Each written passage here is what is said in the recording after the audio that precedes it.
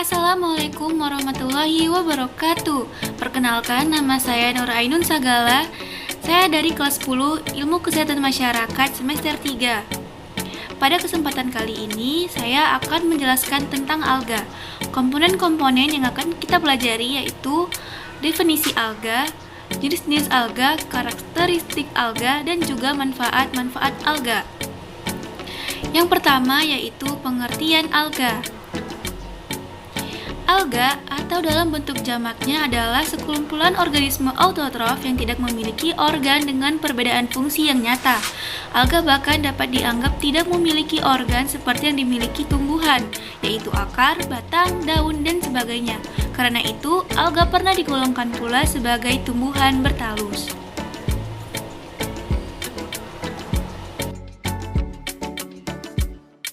Alga memiliki tubuh yang relatif tidak berbeda dan tidak memiliki akar atau daun yang benar. Selain itu, mereka juga memainkan peran penting dalam rantai makanan dan dalam mempertahankan pasokan oksigen di planet kita. Kemudian, jenis-jenis alga. Dalam pustaka-pustaka lama, alga selalu gagal diusahakan masuk dalam satu kelompok, baik yang bersel satu maupun yang bersel banyak. Salah satu contohnya adalah pemisahan alga bersel satu yaitu Euglena ke dalam protozoa dari alga bersel banyak ke dalam Talophyta. Belakangan, sadari sepenuhnya bahwa pengelompokan sebagai satu clade tidak memungkinkan bagi semua alga, bahkan setelah dipisahkan berdasarkan organisasi selnya, karena sebagian alga bersel satu lebih dekat berkerabat dengan alga bersel banyak tertentu.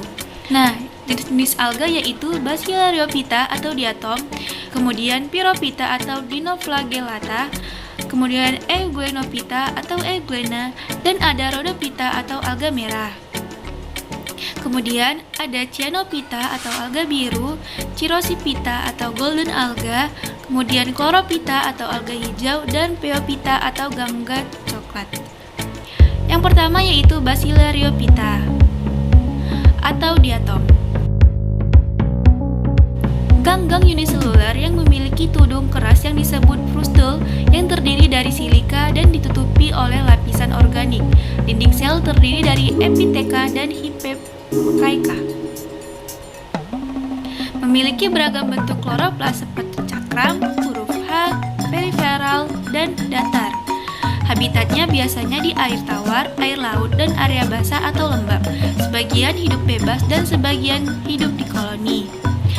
Reproduksinya vegetatif dengan membagi, memiliki peran sebagai fitoplankton dan produsen utama untuk trofik di atas. Kemudian yang kedua adalah Pyrophyta atau Dinoflagellata. Dijuluki dan juga dikenal sebagai alga api.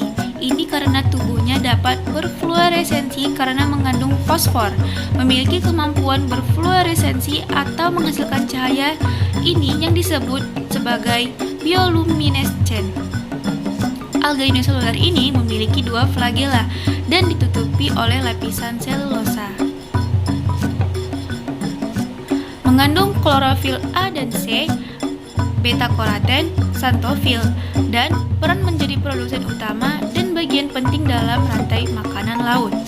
Dari kebanyakan tipe adalah plankton di lautan, sebagian di perairan bersih dan bergantung pada suhu, salinitas, dan kedalaman.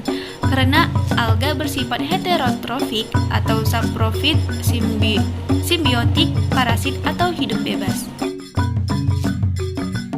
Yang ketiga yaitu Euglenophyta atau Euglena. Fitur khusus adalah memiliki flagella, dapat bergerak menggunakan flagelnya, uniseluler, biasanya ditemukan di perairan bersih. Memiliki struktur titik mata yang merupakan organ primitif yang memungkinkan untuk menentukan tingkat cahaya di lingkungan. Sifatnya seperti tanaman yang memiliki kloroplas dan menghasilkan energi dari fotosintesis. Selain itu, alam seperti hewan yang ditunjuk dalam beberapa jenis heterotrof yang mampu mengasimilasi zat organik selama fotosintesis. Yang keempat yaitu Cyanophyta atau yang dikenal dengan alga biru. Meskipun tidak memiliki dinding sel atau prokariotik, alga jenis ini memiliki klorofil yang digunakan dalam proses fotosintesis. ada yang uniseluler, biasanya fitoplankton, dan multiseluler, biasanya sebagai nekton, bentos, atau peripiton.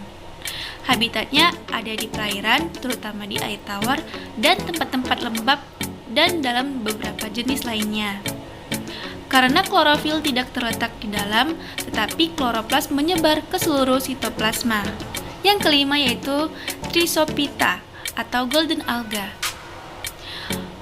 Golden alga tubuh terdiri dari pigmen klorofil A dan C dan pigmen tambahan dalam bentuk karoten yang menentukan warna kuning menjadi emas. Alga ini umumnya hidup pada habitat air tawar. Ia mempunyai tubuh yang memiliki sel tunggal atau uniseluler, memiliki dua flagela yang panjangnya tidak sama. Ada cara hidup yang berenang bebas dan beberapa membentuk koloni. Hampir semua ganggang ini berperan dan menjadi komponen penting di dalamnya.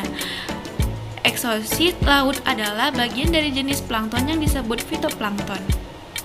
Kemudian yang keenam yaitu Chlorophyta atau alga hijau.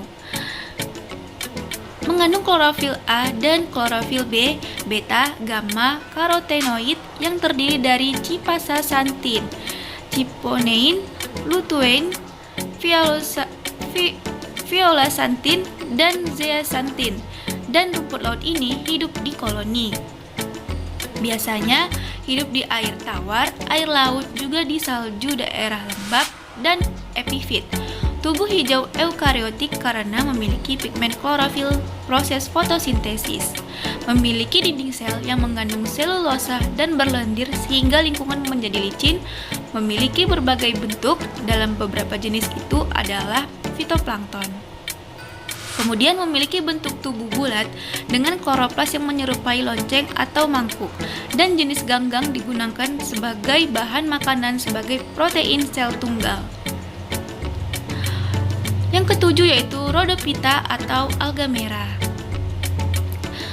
Ciri-ciri jenis alga ini adalah memiliki talus berbentuk silindris atau pipi, bercabang tidak beraturan di dalam atau trikotomus. Kemudian memiliki benjolan atau nodar bundar dan duri, zat pereda gelatin dan atau kartilagen. Habitat yang terdengar banyak di laut, multiseluler, dan eukariotik. Ciri-ciri jenis alga ini adalah memiliki talus berbentuk silindris atau pipi, bercabang tidak beraturan di dalam atau trikotomus. Kemudian, jenis-jenis ganggang ini memiliki warna bervariasi. Ini terkait dengan fungsi sinar matahari untuk tanaman alga, di mana warna ganggang ditentukan oleh intensitas cahaya. Ini disebut adaptasi karomatik. Dan yang kedelapan yaitu Phaeophyta atau ganggang coklat. Memiliki berbagai bentuk talus bervariasi, beberapa di antaranya adalah ukuran lebar dan panjang atau Padina australis. Memiliki bentuk bulat atau Sargassum dupatum, bilak lunak atau keras atau Dictyota bartayresciana. Umumnya berwarna coklat dan memiliki pigmen yang ditambahkan klorofil A dan C, xanthofil, dan posokantin. Mempunyai reproduksi aseksual dengan cara zoospora dan fragmentasi, dan reproduksi seksual dengan oogami.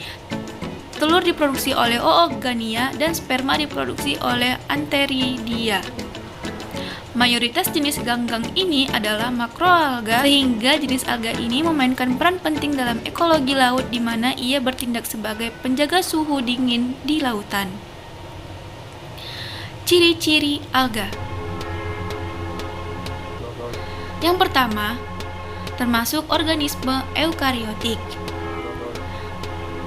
Kemudian memiliki fotoautotrofik atau fotosintesis.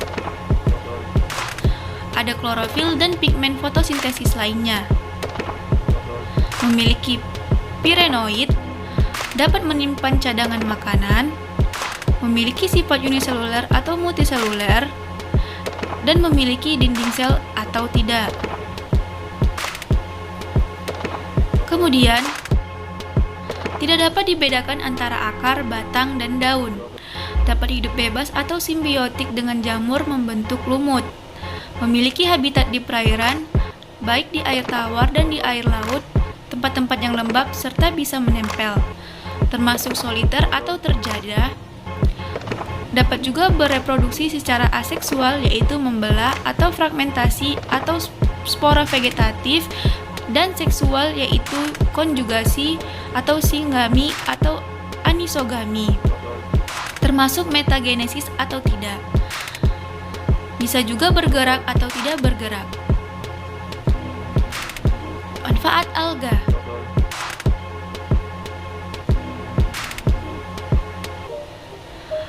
Pada sumber utama energi pangan, alga sebagai tanaman yang memiliki klorofil, ganggang mampu menyerap energi matahari dan kemudian tubuh digunakan sebagai sumber makanan oleh makhluk-makhluk di perairan dan memiliki manfaat pakan ternak. Pakan hewan yang berasal dari bahan utama yaitu alga biasa dikonsumsi langsung atau diolah menjadi bentuk pakan ternak yang lebih efisien. Bahan pembuatan pupuk. Alga memiliki fosfor, kalium, dan beberapa elemen, membuatnya sendiri dengan mencampurkan makroalga dengan bahan-bahan organik lainnya. Manfaat selanjutnya yaitu pada bahan makanan manusia. Misalnya di Jepang, ada jenis makanan di Jepang yang disebut kombu, terbuat dari laminaria, salah satu jenis pertarungan coklat yang mengandung salah satu jenis ganggang yang mengandung Fe dan protein tinggi serta memberikan vitamin A dan C.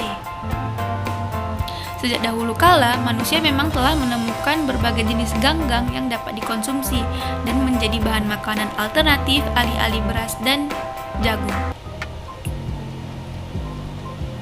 Manfaat alga selanjutnya yaitu pada bahan obat dan antibiotik. Alga yang bermanfaat untuk antibiotik ini dipelajari secara efektif untuk pencegahan bakteri Escherichia coli. Bahkan, pada beberapa tipe alga berguna untuk pengobatan untuk penyakit ginjal, kandung kemih, dan paru-paru. Ada juga alga yang digunakan sebagai bahan untuk studi penelitian biologi.